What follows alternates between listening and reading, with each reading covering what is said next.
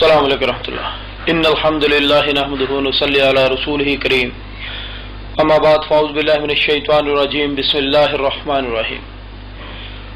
One belt one road project شاید یہ ہماری دنیا کی تاریخ کا سب سے بڑا پروجیکٹ ہے۔ ہماری دنیا کی نون ہسٹری میں اتنا بڑا پروجیکٹ آیا ہی نہیں۔ نہ امریکہ نے پیش کیا، نہ برطانیہ نے پیش کیا، نہ نیپولین نے پیش کیا، نہ فرعون نے پیش کیا، نہ نمرود نے پیش کیا۔ ہماری نون ہسٹری میں اتنا بڑا معاشی پروجیکٹ نہیں آیا۔ بہت بڑے بڑے انالائزر سے گیم چینجر کہہ رہے ہیں کہ یہ بازیاں الٹ دے گا۔ ہماری دنیا کی بیشتر آبادی شاید ابھی سے صحیح طور پر سمجھ ہی نہیں پائی، اور جو سمجھ گئے ہیں وہ خوشی سے یا خوف سے تھر تھر کانپ رہے ہیں۔ ماہرین بتا رہے ہیں کہ it's a untold new world order, یہ غیر اعلانیہ نیو ورلڈ آرڈر ہے۔ یہ لاکھوں کلومیٹر لمبی motorways, high speed railways, logistics ports اور درجنوں بندرگاہوں کا ایک مربوط نظام ہے جو ہماری زراعت، ہماری صنعت، ہماری تجارت، ہماری انویسٹمنٹ، ہماری پروڈکشن اور ترسیل کا شاہکار ہوگا۔ یہ ہماری دنیا کے پرانے سیاسی، جغرافیائی اور دفاعی نقشے الٹ کے رکھ دے گا اور دنیا کی تشکیل نو کرے گا۔ نئے دفاع بنیں گے، نئے نقشے بنیں گے، نئے سرے سے ترتیب دی جائے گی، بڑے بڑے برج الٹا کر رکھ دیے جائیں گے۔ اس سے پہلے کہ ہم اس پروجیکٹ کی ڈیٹیل میں جائیں، پہلے اس کے بیک گراؤنڈ میں جھانکتے ہیں کہ یہ ہے کیا اور اس کا مقصد کیا ہے۔ سب سے پہلے ہم چائنا کی طرف جاتے ہیں۔ چائنا 1.38 بلین انسانوں کا ملک ہے۔ یہ قطر نہیں ہے جس کی 8 لاکھ آبادی ہوگی، نہ لیبیا ہے جس کی 48 لاکھ آبادی ہوگی، نہ ڈنمارک ہے جس کی 45 لاکھ آبادی ہوگی، بلکہ 100 لاکھ کا 1 کروڑ اور 100 کروڑ کا 1 ارب، اور یہ 1 ارب 38 کروڑ انسانوں کا دنیا کا سب سے بڑا ملک ہے۔ یہ 20.6% آف دا ورلڈ ہے۔ دنیا کی بہت بڑی آبادی، اور دنیا کی بہت بڑی آبادی کو چاہیے خوراک۔ دنیا کی سب سے بڑی خوراک اسے چاہیے، اور اس خوراک کو حاصل کرنے کے لیے دنیا کا سب سے بڑا ذریعہ روزگار انہیں چاہیے، اور اس مقصد کے لیے دنیا کی سب سے بڑی انڈسٹری ان کے پاس ہے، جہاں سینکڑوں نہیں، ہزاروں نہیں، بلکہ لاکھوں انڈسٹریاں موجود ہیں، اور یہ لوگ ان انڈسٹریوں میں کام کرتے ہیں اور روزگار حاصل کرتے ہیں۔ آپ کی سوئی، آپ کی موم بتی، امریکہ کی سیٹلائٹس کو خلا میں چھوڑ کے آنے کا کام بھی یہی چائنا کی کمپنیاں کرتی ہیں۔ اور جب یہ پوری دنیا کی سب سے بڑی انڈسٹری ہے، اس انڈسٹری سے پیدا ہونے والی پروڈکشن ایک بہت بڑی مارکیٹ بن جاتی ہے، منڈی بن جاتی ہے۔ آپ جانتے ہیں آپ کے علاقے میں 2-4 دکانیں کھل جائیں، پہلی دکان 10 روپے کا مال دے رہی ہے تو دوسری دکان 9.5 کا مال دے گی، تیسری 9.25 کا دے گی، چوتھی 9 کا دے گی، یعنی کہ مارکیٹ اپنی کم ترین سطح پر آ جاتی ہے اور وہ چیپسٹ منڈی بن جاتی ہے، سب سے سستی منڈی بن جاتی ہے۔ اور اسی لحاظ سے چائنا دنیا کی سب سے سستی منڈی بن چکا ہے۔ پوری دنیا کے تاجر چائنا کا رخ کر رہے ہیں۔ جیسا کہ میں نے آپ کو بتایا کہ اس بہت بڑی پروڈکشن کے لیے بہت بڑی انڈسٹری ہے، اور اس بہت بڑی انڈسٹری کو رن کرنے کے لیے چائنا کو چاہیے تیل۔ چائنا اس وقت 1 کروڑ بیرل ڈیلی سے زیادہ تیل کنزیوم کر رہا ہے، اور اس طرح یہ دنیا کا سب سے بڑا آئل امپورٹر ہے۔ کبھی وقت تھا کہ امریکہ دنیا کا سب سے بڑا آئل امپورٹر ہوا کرتا تھا، لیکن اب چائنا 40 لاکھ بیرل چائنا کے اندر سے تیل نکل رہا ہے، اور 60 لاکھ بیرل تیل چائنا باہر سے امپورٹ کر رہا ہے۔ ہم مارکیٹ میں پروجیکٹر لینے کے لیے گئے، انہوں نے کہا یہ پروجیکٹر 80,000 کا آپ کو ملے گا، یورپ سے ڈیلیور کرائیں گے، اچھی کوالٹی کا ہے۔ میں نے کہا یہ تو مہنگا ہے۔ انہوں نے کہا جی ہاں، ایک اور طریقہ ہے، ہم ہانگ کانگ سے آپ کو ڈیلیور کروا دیتے ہیں، چائنا کا بنا ہوا، یہی پروجیکٹر آپ کو 43,000 میں پڑ جائے گا۔ میں حیران ہوا، میں نے کہا چائنا کا 2 نمبر ہوگا، اتنا سستا؟ انہوں نے کہا 2 نمبر نہیں ہوگا، سیم کمپنی ہوگی، وہی کمپنی جو یورپ میں بنا رہی ہے وہی کمپنی بنائے گی چائنا میں، وہی ڈیزائن ہوگا، وہی پروڈکٹس ہوں گے، وہی پارٹس ہوں گے، وہی وارنٹی ہوگی، وہی گارنٹی ہوگی۔ چائنا کے اندر بجلی کا ریٹ بہت کم ہے، آدھی قیمت میں پڑ جاتا ہے وہ یورپ کے مقابلے میں۔ چائنا کے اندر ٹیکسز بہت لو ہیں، انڈسٹری کے اوپر ٹیکس بہت کم لیا جاتا ہے۔ چائنا کی گورنمنٹ کو یہی چاہیے کہ ان کے علاقے کے اندر لوگ آئیں، انڈسٹری لگائیں، اس کی عوام کو روزگار مل جائے، وہاں پر 2-4 ہزار لوگوں کا کام مل جائے، اور چائنا کی گورنمنٹ کو بہت تھوڑی فیس دے کر وہ یہ کام کر سکتے ہیں۔ اور سب سے بڑی بات ہے کہ چائنا میں سستی لیبر ہے۔ اگر یورپ کے اندر ایک بندہ 1,80,000 روپے میں جو کام کرتا ہے، چائنا میں وہی ورکر وہ 60-70 ہزار میں کام کرنے کے لیے تیار ہو جاتا ہے، یعنی کہ آدھی سے بھی کم قیمت لیبر کی ہے، آدھی سے بھی کم قیمت بجلی کی ہے، ٹیکس ریٹ بہت لو ہیں، اور ان کو وہی مال آدھی سے بھی کم قیمت میں پڑ جاتا ہے، اور وہ آدھی قیمت میں دے دیں تو ان کو بھاڑے میں پڑتا ہے۔ اور اس طرح پوری دنیا کی انڈسٹری چائنا میں شفٹ ہو رہی ہے. چائنیز یہ پروڈکشن کرتے ہیں، ڈبوں میں بند کرتے ہیں، کنٹینروں میں بند کرتے ہیں اور آگے ترسیل کر دیتے ہیں. چائنیز پوری دنیا کے لیے پروڈکشن کر رہے ہیں، امریکہ کے لیے، یورپ کے لیے، افریقہ کے لیے، عربیہ کے لیے، ایشیا کے لیے، آسٹریلیا کے لیے، پوری دنیا کے لیے پروڈکشن کر رہے ہیں. اور وہ مال پروڈیوس کرنے کے بعد، ڈبوں میں پیک کرنے کے بعد کنٹینروں میں بند کرتے ہیں. اور دنیا کی سب سے بڑی شپنگ پورٹ امریکہ میں نہیں ہے، سنگاپور میں نہیں ہے، بلکہ دنیا کی سب سے بڑی شپنگ پورٹ چائنا کے اندر شنگھائی میں ہے. اور صرف یہی شنگھائی کی بندرگاہ نہیں، بلکہ دنیا کی 10 بڑی شپنگ پورٹس میں سے 7 بڑی شپنگ پورٹس چائنا کے اندر ہی ہیں، جو پوری دنیا کو یہ مال سپلائی کر رہی ہیں، جہاں ہر گھنٹے میں سینکڑوں کنٹینر ڈسپیچ ہو رہے ہیں پوری دنیا کے لیے.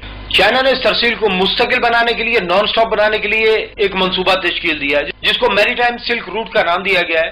اور یہ چائنا کی بندرگاہ سے چلتا ہے، شیڈن سے انڈونیشیا، اس کے بعد ملاکا لیک سے ہوتا ہوا یہ سری لنکا کی بندرگاہ، اس کے بعد کلکتہ، گوادر، دبئی، خلیج فارس کے اندرونی ریاستیں، اس کے بعد یہ یمن کے ساحلوں سے ہوتا ہوا آگے جاتا ہے، نہر سوئز کراس کرتا ہے مصر سے، اور نہر سوئز کراس کرنے کے بعد یہ ایتھنز کی بندرگاہ اور باقی یورپ کی بندرگاہوں میں جاتا ہے.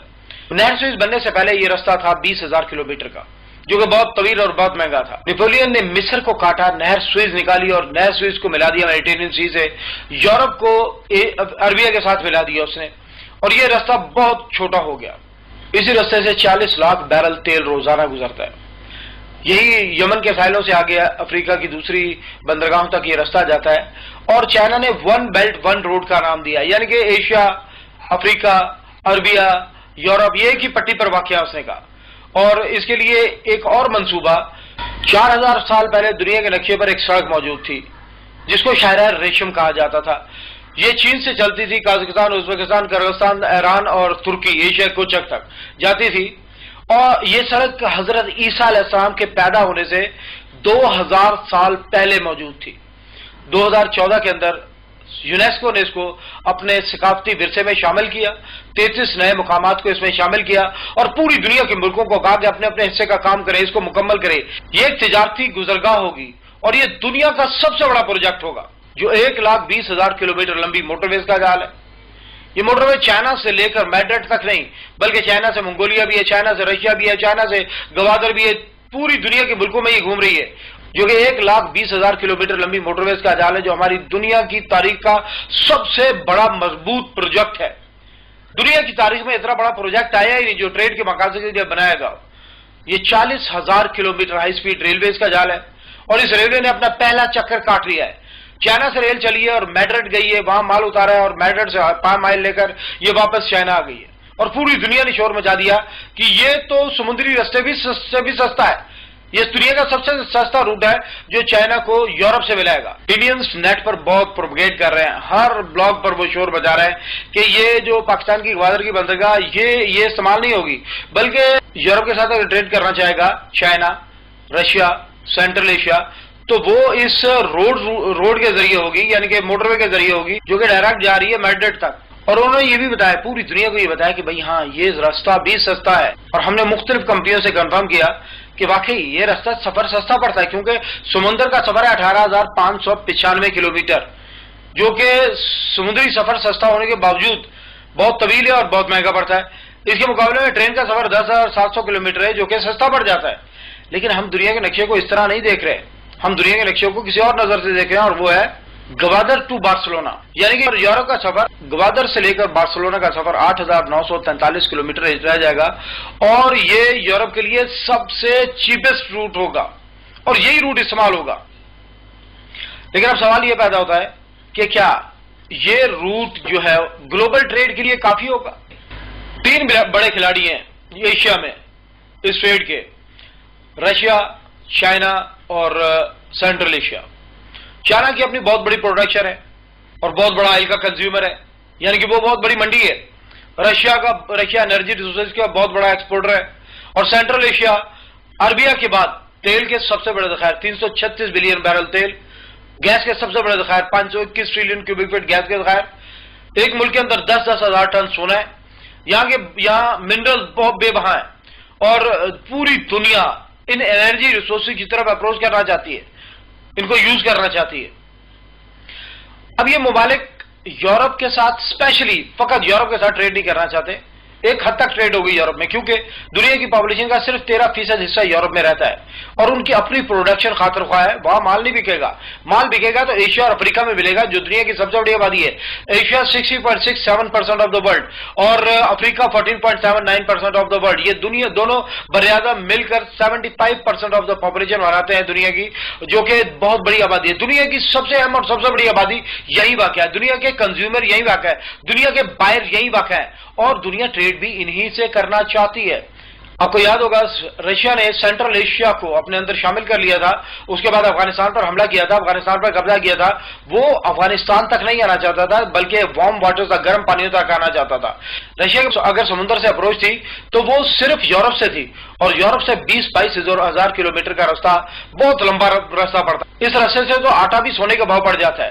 تو رشیا اپروچ کرنا چاہتا تھا گوادر کو، تاکہ وہ گوادر تک اپنی سارے ریسورسز، ساری انرجی ریسورسز کو لائے اور یہاں پر لا کر بیچے ایشیا میں، عربیہ میں، افریقہ میں. سینٹرل ایشیا کے پاس بھی اس کے سوا کوئی راستہ نہیں ہے کہ وہ اپنا مال گوادر کی طرف لائے، یعنی کہ بحیرہ عرب میں رہے اور یہاں پر ٹریڈ کرے.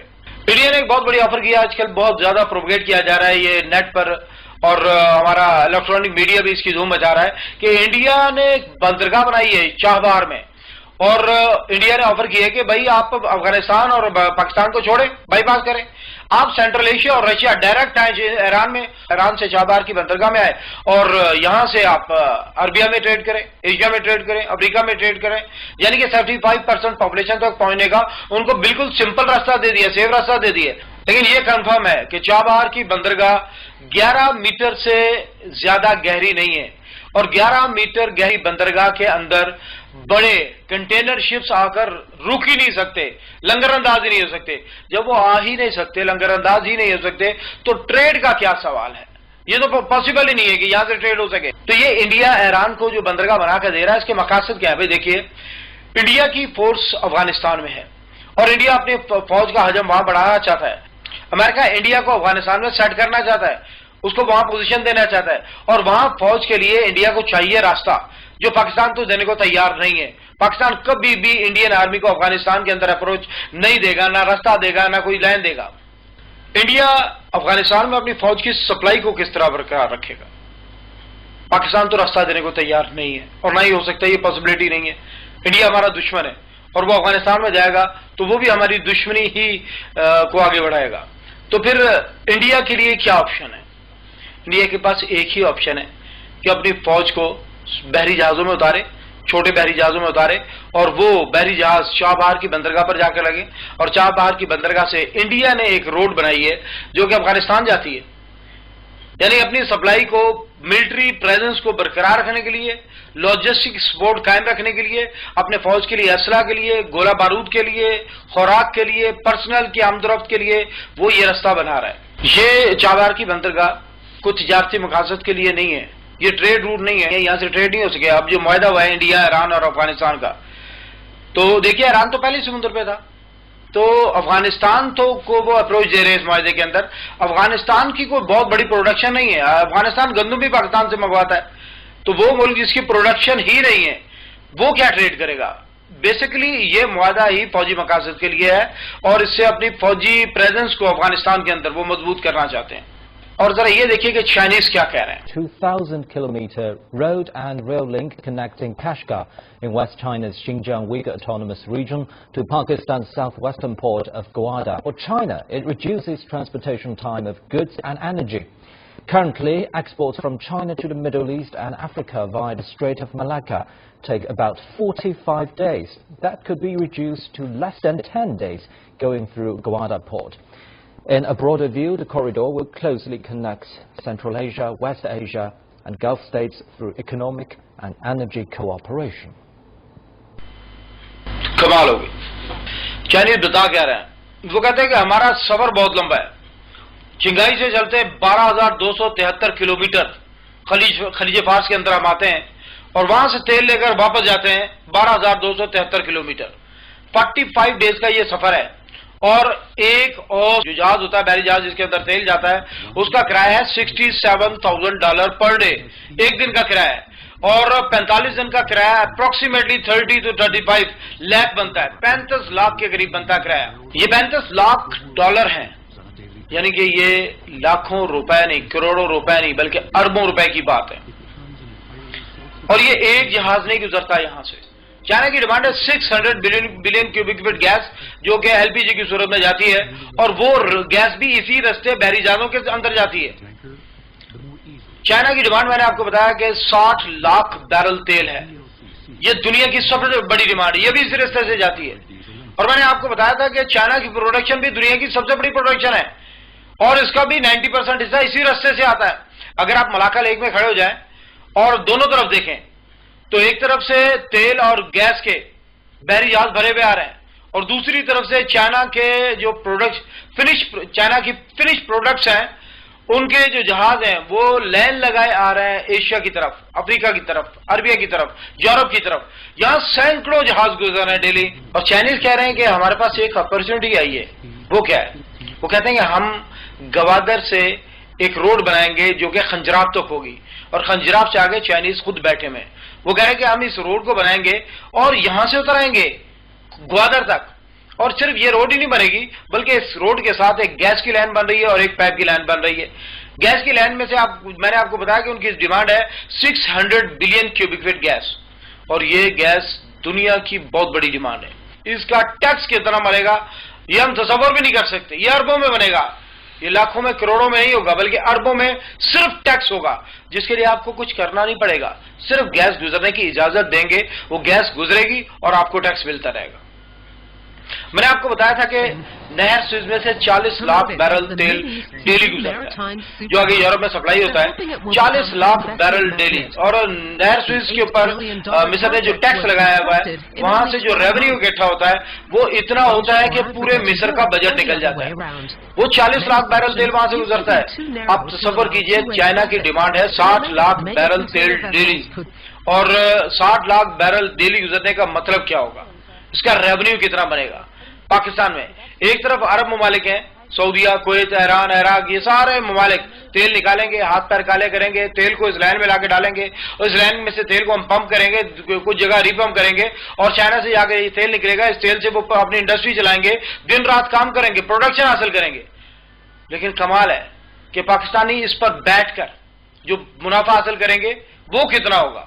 چائنا کو 60 لاکھ ڈالر ڈیلی بچے گا اس میں سے کرایہ قیمت میں، اور پاکستان کو جو ریونیو بچے گا وہ لاکھوں میں نہیں ہوگا، وہ ملینز میں نہیں ہوگا، بلکہ وہ ڈزنز آف بلینز میں ہوگا، جس کا تصور بھی ہمارا دشمن نہیں کر سکتا، وہ برداشت نہیں کر سکتے، وہ سوچ نہیں سکتے کہ پاکستانی سارے پاکستانی بیٹھے ہوں اور یہ صرف تیل کی لائن میں سے جو تیل گزرے اس میں سے ڈزنز آف بلینز، اربوں ڈالر اس کو ریونیو بچ جائے، اس کو ٹیکس بچ جائے۔ یہ پوری دنیا کے لیے حیران کن ہے، شاکنگ ہے پوری دنیا کے لیے۔ انڈیا بری طرح خوفزدہ ہے اس چیز سے کہ پاکستان ایک معاشی طاقت بننے جا رہا ہے، یہ پوری دنیا کے لیے شاکنگ ہے، دنیا خوفزدہ ہے اس سے، ہمارے دشمن اس کو برداشت نہیں کر پا رہے، ان کے وہ حوصلہ نہیں کر پا رہے کہ وہ دیکھیں کہ پاکستان ایک ترقی کر رہا ہے، اور ترقی بھی کس طرح، ایک دو پوائنٹس نہیں بلکہ آپ دیکھیں اس کے جتنے فیچرز کھولتے جائیں گے اتنے ہی حیران ہوتے جائیں گے۔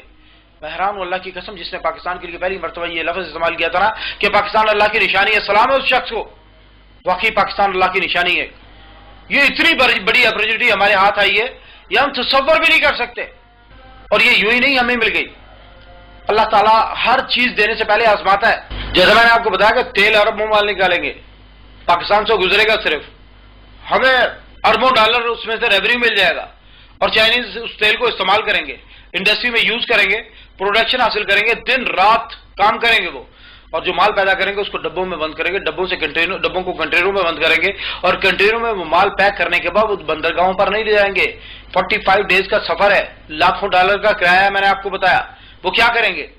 وہ واپس اس مال کو اسی رستے سے واپس بھیج دیں گے، جو لائنوں کے ساتھ موٹر پہ بن رہی ہے اس موٹر پہ کے ساتھ بھیج دیں گے، اور یہ صرف 7 دن کا سفر ہے، گوادر پہ آ جائے گا، اور گوادر آباد دنیا کے مرکز کے سینٹر کے اندر ہے۔ میں نے آپ کو بتایا دنیا کی 75% پاپولیشن افریقہ اور ایشیا کے اندر رہتی ہے، اور اسی آبادی میں پوری دنیا ٹریڈ کرنا چاہتی ہے۔ اس کا مطلب یہ ہوگا کہ یہ مال جائے گا یہاں سے اور آئے گا بھی یہاں سے، تیل کی صورت میں جائے گا، انرجی کی صورت میں جائے گا، اور فنش پروڈکٹس کی صورت میں واپس آئے گا اور گوادر اس دنیا کی سب سے بڑی منڈی بن جائے گا۔ ہماری فوج خنجراب سے گوادر تک جو راستہ بن رہا ہے، اس راستے کی گارنٹر بن رہی ہے۔ ہمارے کارپوریٹ طبقہ جو ہے اس نے پیسہ لگایا ہے اور اس سڑک کو مکمل کر رہے ہیں۔ 80% سڑک مکمل ہو چکی ہے اور 2022 کے اندر امید ہے کہ یہ لنکڈ ہو جائے گی چائنا کے ساتھ اور مکمل طور پر کام شروع کر دے گی۔ کمال تو یہ ہے کہ یہ $46 بلین کہاں لگیں گے؟ پیسہ تو ہمارا تاجر طبقہ سڑک پہ لگا رہا ہے یا بہت تھوڑا اس میں سے لگا ہے، باقی یہ $46 بلین لگے گا کہاں؟ یہ موٹر وے کے ارد گرد 16 بجلی گھر ہیں جو اس نقشے میں تفصیل سے نظر آ رہے ہیں۔ ان 16 بجلی گھروں میں سے 16,400 میگا واٹ بجلی پروڈیوس ہوگی۔ یہ اتنی بجلی ہے جو پاکستان کے اندر اس وقت پروڈیوس نہیں ہو رہی۔ ہماری ٹوٹل پروڈکشن سے زیادہ بجلی صرف موٹر وے کے اوپر پروڈیوس ہوگی۔ اس کا استعمال کیا ہوگا؟ موٹر وے کے اوپر پلاٹ کاٹے جا رہے ہیں، انڈسٹریل زون بنایا جا رہا ہے اور باقاعدہ چائنا کی، عربیہ کی، یورپ کی، امریکہ کی اخباروں میں اشاعت دیے جا چکے ہیں کہ گوادر روڈ، گوادر جو سب سے اہم منڈی، اس کے روڈ کے اوپر، یعنی کہ چائنا سے لے کر گوادر تک جو سڑک آ رہی ہے، جو روڈ آ رہا ہے، اس روٹ کے اوپر آپ کو انڈسٹریل زون قائم کر کے دیے جائیں گے اور کمال ہے کہ بجلی میسر ہوگی، میٹر فیکٹری کے گیٹ پر لگا کر دیے جائیں گے، بجلی کا ریٹ بھی کم ہوگا، سستی بجلی ہوگی اور اس کے بعد گورنمنٹ آف پاکستان بہت کم ٹیکس لے گی، آپ کو اجازت دے گی کہ آپ انڈسٹری لگائیں۔ اور سب سے بڑی بات یہ ہے، ان کو سب سے بڑی اپرچونٹی یہ دکھائی گئی ہے کہ پاکستان 20 کروڑ انسانوں کا ملک ہے، ہیومن ریسورس سے رچ ہے، بھرپور توانائی ہے اس کے اندر۔ پاکستان کی آبادی کم نہیں ہے، آپ کا لاہور ڈنمارک سے 3 گنا بڑا ہے، آپ کا پنجاب اتنا بڑا ہے کہ پاپولیشن وائز شاید یورپ کے اندر ایک بھی ملک اتنا بڑا نہیں ہے، آپ کا کوئی قد کاٹ ہے اور اتنی بڑی آبادی میں اب یہاں محنتی اور قابل لوگوں کی کمی نہیں ہے، یعنی کہ یہاں پر آپ کو چائنا سے بھی سستی لیبر مل سکتی ہے اور جس کی سب سے بڑی بات ہے کہ پروڈکشن جو ہوگی وہ گوادر تک ڈائریکٹ پہنچے گی، یعنی کہ پوری دنیا کی منڈیوں تک پہنچ جائے گی۔ اور اس اپرچونٹی نے 10,000 کمپنیوں کو ہماری موٹر وے کے ارد گرد انڈسٹریل زون کے اندر کام کرنے کے اوپر راغب کر لیا اور جس سے 90 لاکھ کے قریب پاکستانیوں کو روزگار ملنے کی توقع ہے۔ پاکستان بھر کے لوگوں کو روزگار ملے گا، پاکستان میں خوشحالی آئے گی، پاکستان مضبوط ہوگا، پاکستان طاقتور ہوگا، کیونکہ مضبوط ہی طاقتور ہوتا ہے اور یہ ہمارے دشمن کبھی بھی دیکھنا نہیں چاہتے۔ ایک متعدد اندازے کے مطابق ہر ہفتے 1 لاکھ سے زیادہ ٹرک چائنا سے گوادر کی طرف ان آؤٹ کریں گے اور یہ نیٹو کی سپلائی نہیں ہوگی جو بغیر ٹیکس دیے گزر جائے گی، ہماری سڑکوں کو تباہ کر کے گزر جائے گی، بلکہ یہ تجارتی ٹرک ہوں گے جو ٹیکس دیں گے اور ان کا ٹول ٹیکس، ان کا ریونیو کتنا ہوگا اس کا اندازہ آپ کیجئے کہ 2001 میں جب آپ کی گورنمنٹ نے کہا تھا کہ ہمارے پاس پیسے نہیں ہیں، ہم غریب ملک ہیں، ہمارے وسائل نہیں رکھتے، ہم یہ موٹر وے نہیں بنانا چاہتے، تو کوریا کی کمپنی نے کہا تھا کہ بھائی تم یہ موٹر وے بناؤ اور نہیں بنانا چاہتے تو ہم پیسے لگا دیتے ہیں، ہم بنا دیتے ہیں، بنا بھی دیتے ہیں، انویسٹمنٹ بھی ہم کر دیتے ہیں، ہمیں موٹر وے کے اوپر ٹول ٹیکس لگانے دو، جو اس میں سے ٹول ٹیکس میں سے جو ریونیو اکٹھا ہوگا اس میں سے ہم اپنی قیمت پوری کر لیں گے۔ اور 2001 کے اعداد و شمار کے مطابق کوریا کی کمپنی کا جو اندازہ تھا وہ 20 بلین تھا اس کا ریونیو، اس وقت جب سونے کی قیمت 5,000 روپیہ تولہ تھی۔ آج سونے کی قیمت دیکھیں، آج یہ ریونیو 5 گنا بڑھ چکا ہے، تقریباً 100 بلین سے زیادہ ہوگا ریونیو اس کا۔ اس کے بعد آتے ہیں انڈیا کی طرف۔ انڈیا دنیا کی سب سے بڑی ڈیموکریسی ہے، 1.34 بلین انسانوں کا ملک ہے، چائنا سے صرف 4-5 کروڑ آبادی کم ہے اس کی، اور ایک اندازہ ہے کہ 2025 میں انڈیا کی آبادی چائنا کو کراس کر جائے گی اور انڈیا دنیا کا سب سے بڑا ملک بن جائے گا۔ لیکن اگر آپ نیٹ پر لکھیں پور پاپولیشن آف دا ورلڈ تو حیران رہ جائیں گے، وہاں جو آپ کو تفصیل ملے گی وہ یہ ہوگی کہ دنیا کے سب سے زیادہ ننگے بھوکے لوگوں کا ملک انڈیا ہے، حالانکہ اس کی انڈسٹری ہماری انڈسٹری سے 5 گنا بڑی ہے، اس کی زمین ہماری زمین سے 5 گنا بڑی ہے، اس کے پاس وسائل ہیں، لیکن وہ وسائل اس کی عوام کے لیے کافی نہیں ہے، اس کے بعد 1 ارب 34 کروڑ انسانوں کی ذمہ داری ہے اور وہ ذمہ داری پوری نہیں کر پا رہے۔ وہاں لوگ بے چین ہیں، غربت کی لکیر سے نیچے زندگی گزار رہے ہیں، بیٹیاں بیچنے پر مجبور ہو رہے ہیں اور یہ حالت انتشار انارکی کی طرف بڑھ رہی ہے، ملک ٹوٹنے کی طرف آگے بڑھ رہا ہے، علیحدگی کی تحریکیں آگے چل رہی ہیں۔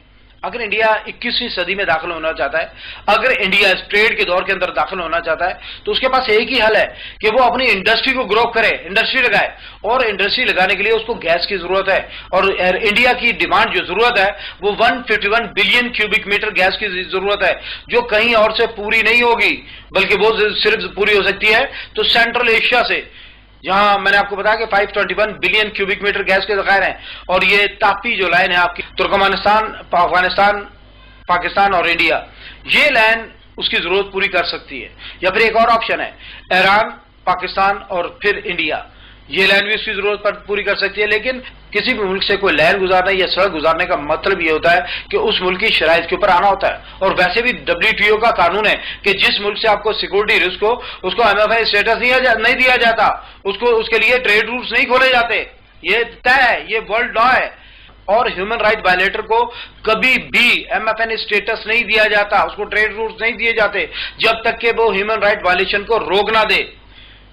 بس تھوڑا سا انتظار کیجئے، اپنے موقع پر جم جائیے۔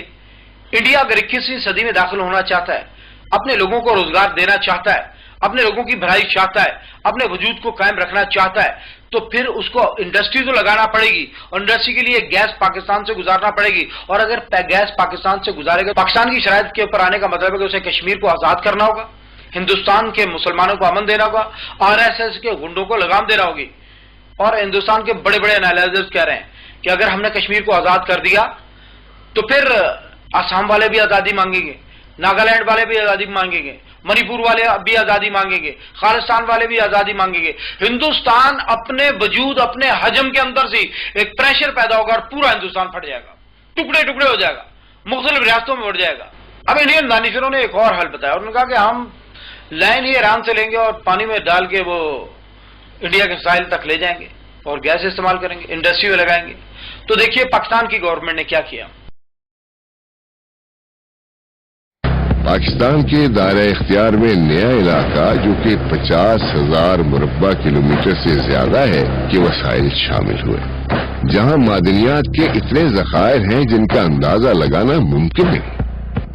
سالوں کی محنت کے بعد پاکستان کی سمندری حدود اب 350 نوٹیکل مائل تک ہے، جو کہ 2,90,000 مربع کلومیٹر کا احاطہ کرتی ہے، اور پاکستان اس خطے میں یہ توسیع حاصل کرنے والا پہلا ملک ہے۔ اس کا مطلب ہے کہ پاکستان کی سمندری حدود 2,90,000 مربع کلومیٹر تک پھیل چکی ہے۔ انڈیا کے لیے راستہ ہی نہیں رہا، وہ جہاں سے بھی ڈالے گا لینڈ وہ پاکستان کی حدود ہوگی، اور پاکستان کو اس کو ٹیکس دینا پڑے گا، پاکستان کو ریونیو دینا پڑے گا، پاکستان کی شرائط کے اوپر آنا پڑے گا۔ یہ اللہ رب العزت کی شان ہے، اللہ بہت بڑا ہے، اللہ بہت بے نیاز ہے۔ بحرانوں کے پاکستان کو یہ اپرچونٹی کیوں ملی؟ جس شخص نے پہلی مرتبہ یہ جملہ استعمال کیا تھا، پاکستان اللہ کی ایک نشانی ہے، بحران اس کی بصیرت کے اوپر۔ واقعی پاکستان اللہ کی ایک نشانی ہے۔ اللہ رب العزت نے قرآن شریف کے اندر فرمایا ان مع العسر یسرا، بے شک ہر تنگی کے ساتھ بعد آسانی ہے۔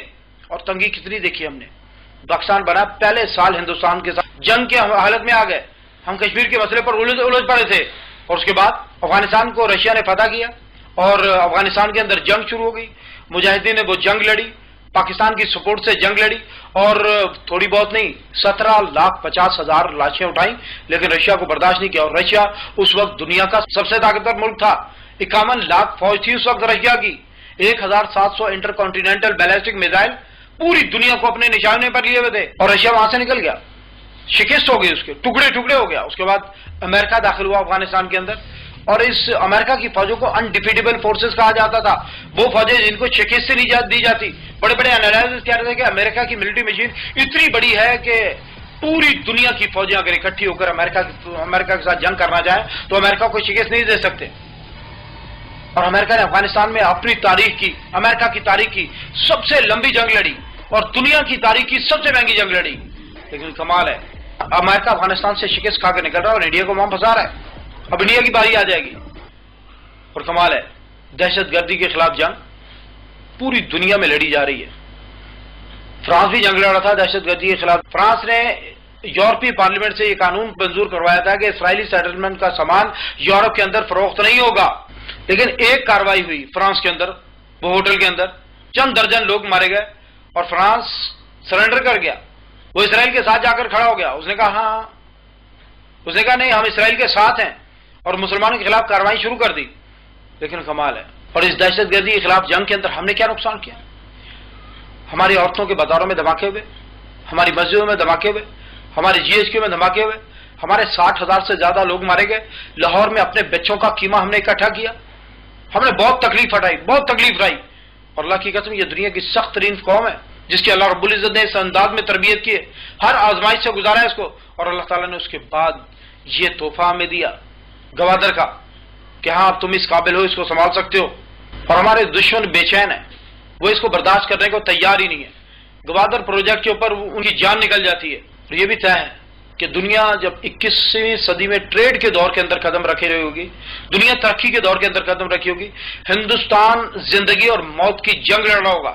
اگر وہ پاکستان سے رستہ لے گا تو بھی مشکل میں پڑے گا، اور اگر نہیں لے گا تو بھی مشکل میں پڑے گا. حیرت کی بات تو یہ ہے کہ پاکستان پوری دنیا کی انرجی کنزیومر اور انرجی پروڈیوسر کے درمیان اور دنیا کی سب سے بڑی پروڈکشن اور ان کی مارکیٹوں کے درمیان پاکستان ایک برج بن گیا ہے.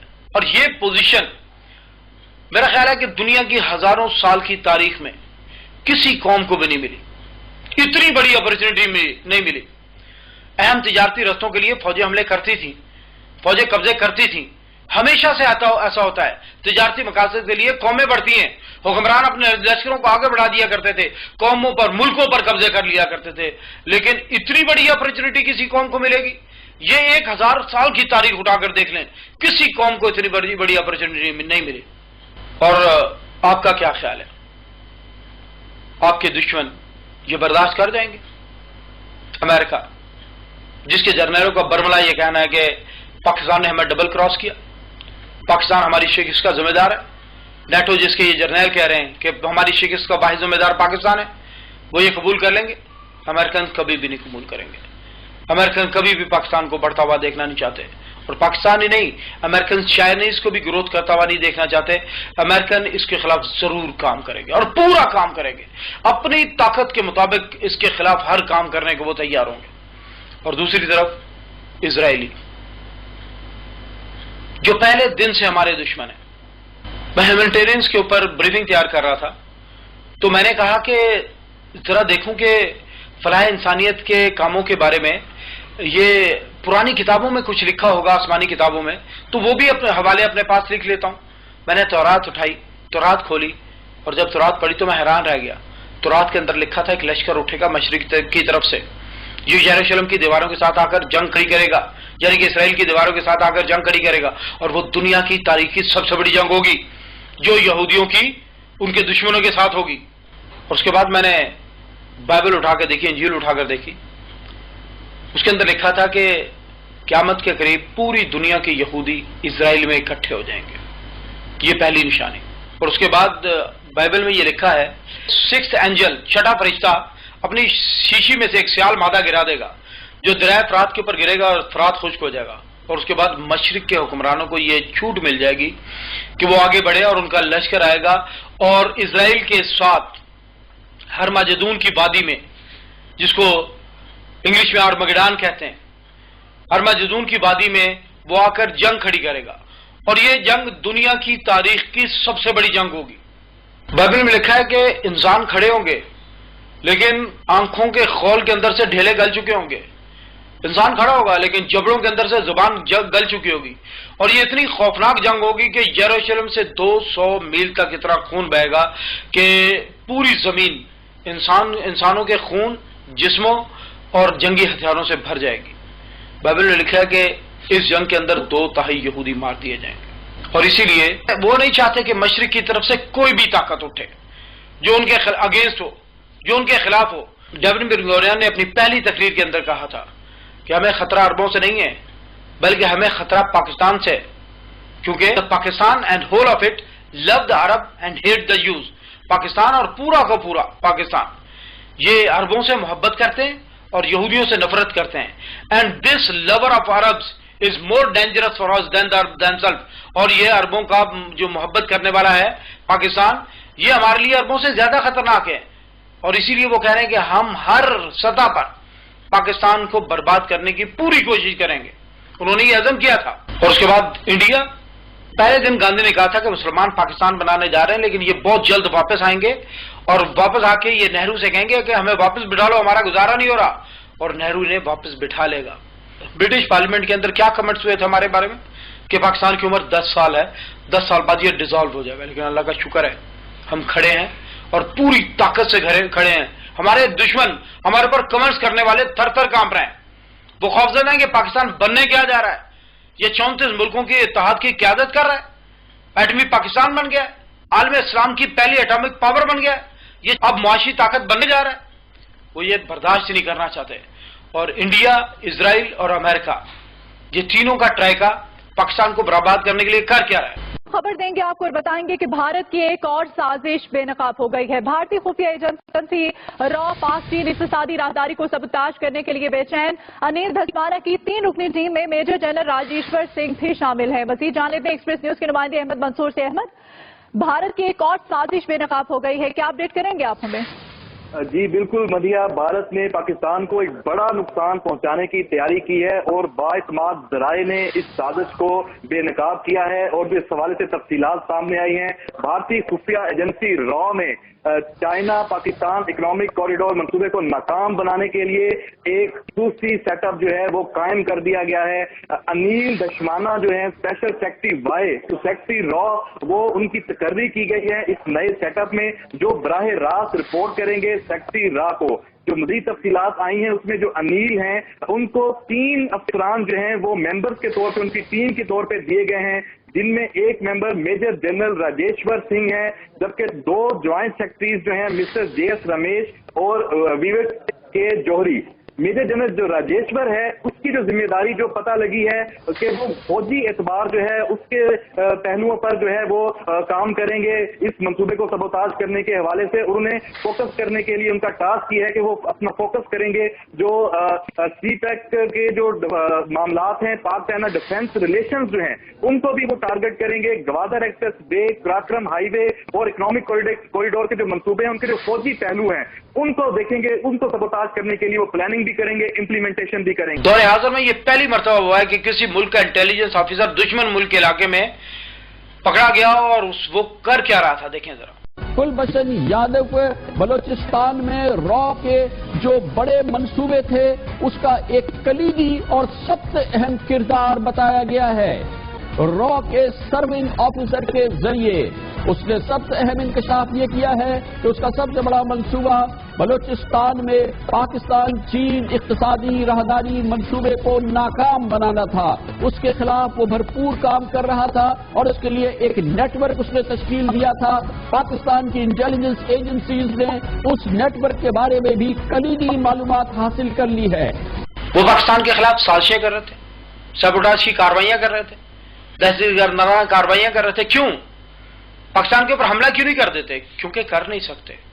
अमेरिका ने 2003 में अमेरिका के स्टेट डिपार्टमेंट ने अमेरिका की गवर्नमेंट को लेटर लिखा था कि हम एक एटॉमिक पाकिस्तान को नाराज नहीं कर सकते। ये बात समझिए आप, एटम बम हिरोशिमा और नागासाकी को तबाह कर सकता है तो उसी तरह एटम बम दिल्ली को भी तबाह कर सकता है, और उसी तरह एटम बम न्यूयॉर्क को भी तबाह कर सकता है। एक एटॉमिक पाकिस्तान को एंग्री नहीं किया जा सकता। मैं आज से 25 साल पहले डॉन के अंदर एक आर्टिकल पढ़ रहा था और एक यूरोपियन राइटर उसके अंदर लिख रहा था, और उसने रशियन वार को देखते हुए उसने बड़ा अहम तजिया किया था। उसने कहा था कि जब दोनों तरफ एटॉमिक पावर्स होंगी, एटॉमिक शेल्टर्स होंगे, तब रिवायती फौज का यानी कि डिफेंस फोर्सेस का एडवांस नामुमकिन हो जाएगा। क्योंकि डिफेंस फोर्स आगे बढ़ेगी, दुश्मन के इलाके में दाखिल होगी, दुश्मन को पता करने का इरादा रखेगी, दुश्मन एटम बम निकालेगा और दुश्मन कहेगा कि I am going to destroy your country, मैं तुम्हारे मुल्क को तबाह करने जा रहा हूं, एटम बम गिराने जा रहा हूं। रिवायती फौज वापस आ जाएगी, ये पॉसिबल नहीं है। उसने कहा कि जब किसी मुल्क के पास एटम बम होगा तो ये मुमकिन नहीं है कि रिवायती फौज उसके खिलाफ उठे, आगे बढ़े और कार्रवाई कर ले। तब वो लिखता है कि ताकतवर तरीन कौम वो कौम होगी जिसके नौजवान जूता उतारेंगे, दुश्मन के बॉर्डर को क्रॉस कर जाएंगे, दुश्मन के इलाके में जाकर जंग खड़ी कर देंगे। तब दुश्मन किसके खिलाफ एटम बम चलाएगा? अपने शहरों में, अपने लोगों के खिलाफ? पॉसिबल ही नहीं है। तब तो हैंड टू हैंड जंग हो रही होगी, 10 बदस जंग हो रही होगी।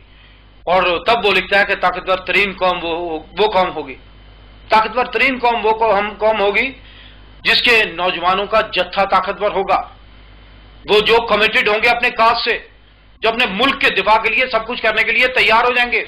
اپنی جانوں کا نذرانہ دینے کے لیے تیار ہو جائیں گے. وہ لکھتا ہے کہ وہ قوم دوسری قوموں کو کھا جائے گی اور سپر پاور ہوگی. وہ آپ کے پاس آپ سے محبت کرنے والے نوجوانوں کا بہت بڑا گروہ ہے جو آپ کے لیے سب کچھ کرنے کے لیے تیار ہے. آرٹ آف وار میں سنزو لکھتا ہے وہ جن کی مہارتیں دفاع کرنے میں ہیں خود کو زمین کی 9 پرتوں کے نیچے چھپا لیں, مورچے کھول دیں, باڑ لگا لیں, بیریئر لگا لیں, خندقیں کھول دیں, چھپ جائیں زمین کے نیچے. وہ ڈیفینس فورس ہیں, انہوں نے ڈیفینس کرنا ہے اپنا. لیکن وہ لکھتا ہے کہ جن کی مہارتیں حملہ کرنے میں ہیں وہ خود کو 7ویں آسمان کے اوپر لے آئیں کیونکہ وہ اپنا دفاع کرنے کی بھی صلاحیت رکھتے ہیں اور دشمن کی تباہی کی تکمیل بھی جانتے ہیں.